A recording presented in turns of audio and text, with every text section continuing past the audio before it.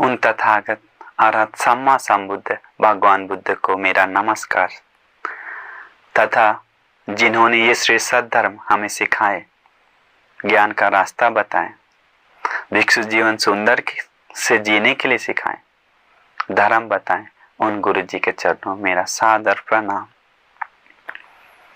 प्यारे सज्जनों, भाई एवं बहनों, आज आप सभी लोग को अति विशेष कारण बताने जा रहे हैं। अति विशेष क्योंकि ये सिर्फ पुण्य से भी सुनने को मिलता है। जिसके पास पुण्य है ये कारण सुनने को मिला।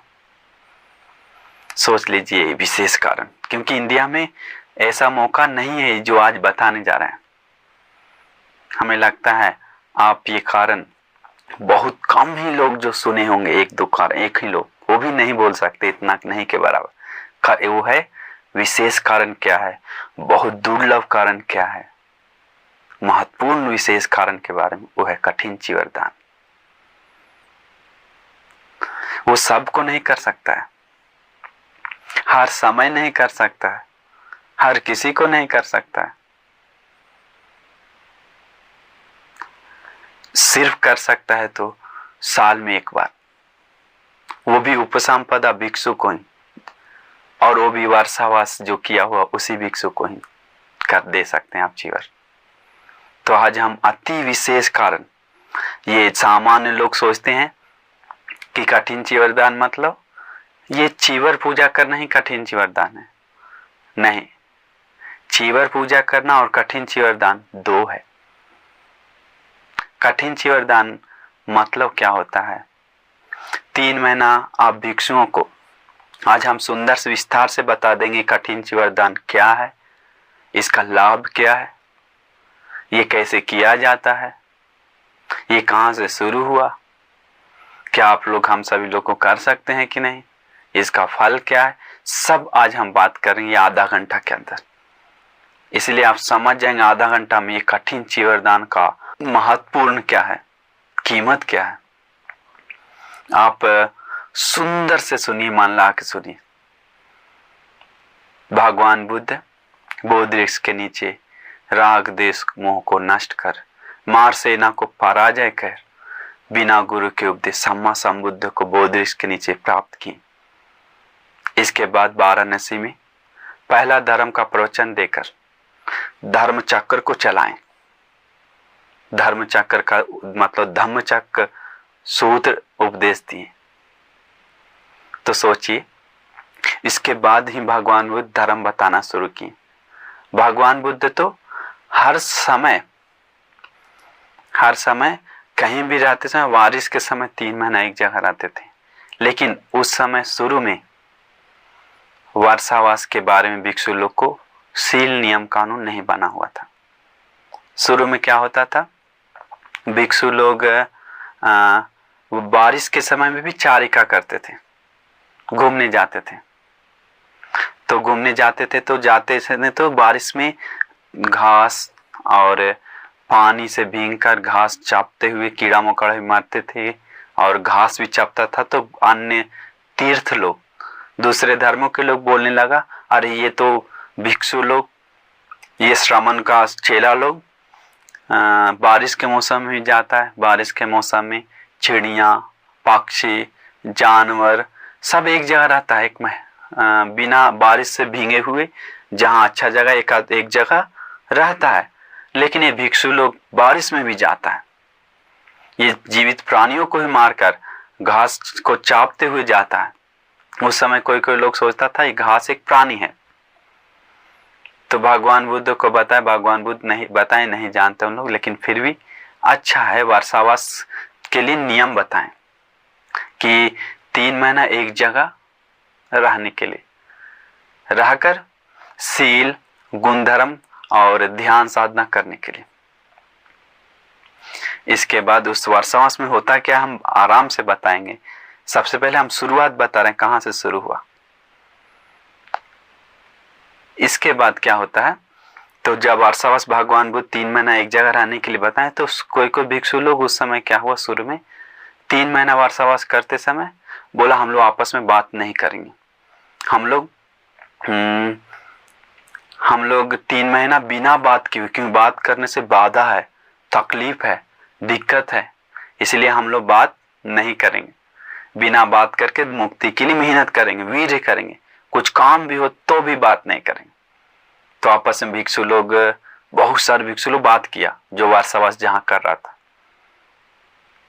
तो बात करने के बाद सामान भी उठाना है तो पानी भी लाना है तो इशारा से बात करता था। तो इसके बाद 3 महीना खत्म हो गया। चुपचाप बिना बात के भगवान बुद्ध के पास जहाँ थे वहां गए, दूसरे जगह कहीं वारसावास किए थे। इसके बाद भगवान बुद्ध के पास जाने के बाद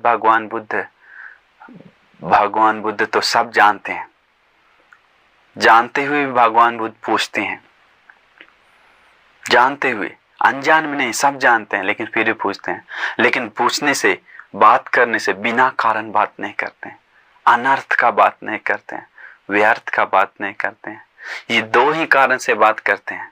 चाहे पहला कारण भगवान बुद्ध उस बात से, उस प्रश्न से, जो प्रश्न पूछ रहे हैं उस प्रश्न से धर्म बताना होगा तो, नहीं तो उस प्रश्न से विनय, नियम कानून, सीलों का बनाना होता है तो, नियम कानून बनाना होता है तो, धर्म और विनय का उपदेश करना है, तभी भगवान बुद्ध प्रश्न पूछते हैं।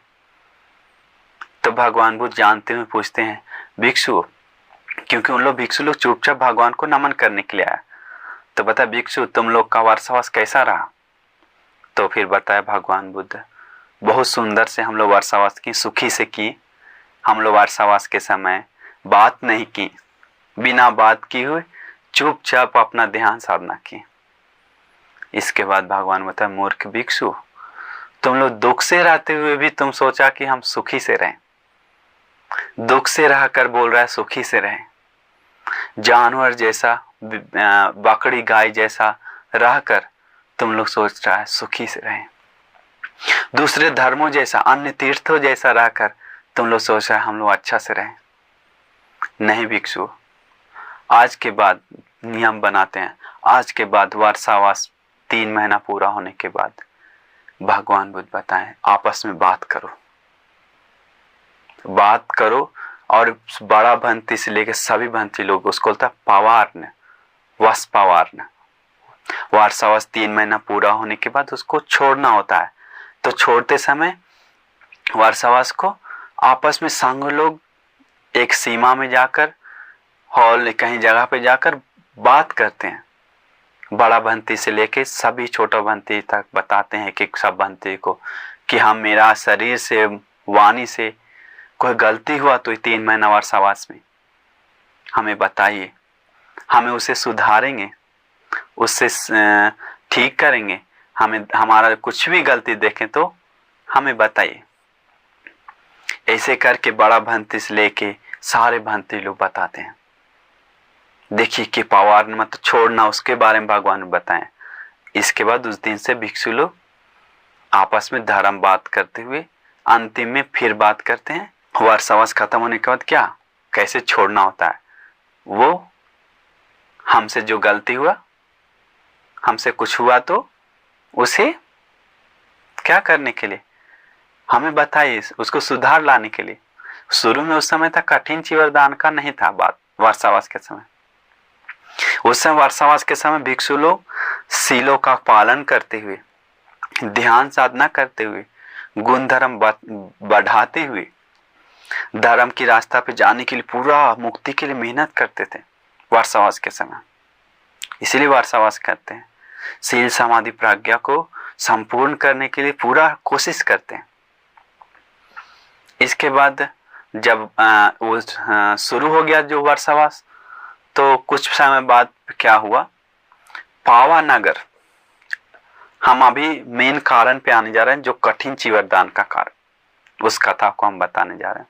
पावानगर से भगवान बुद्ध से 30 भिक्षु लोग श्रावस्ती आने के लिए तैयार हो गया।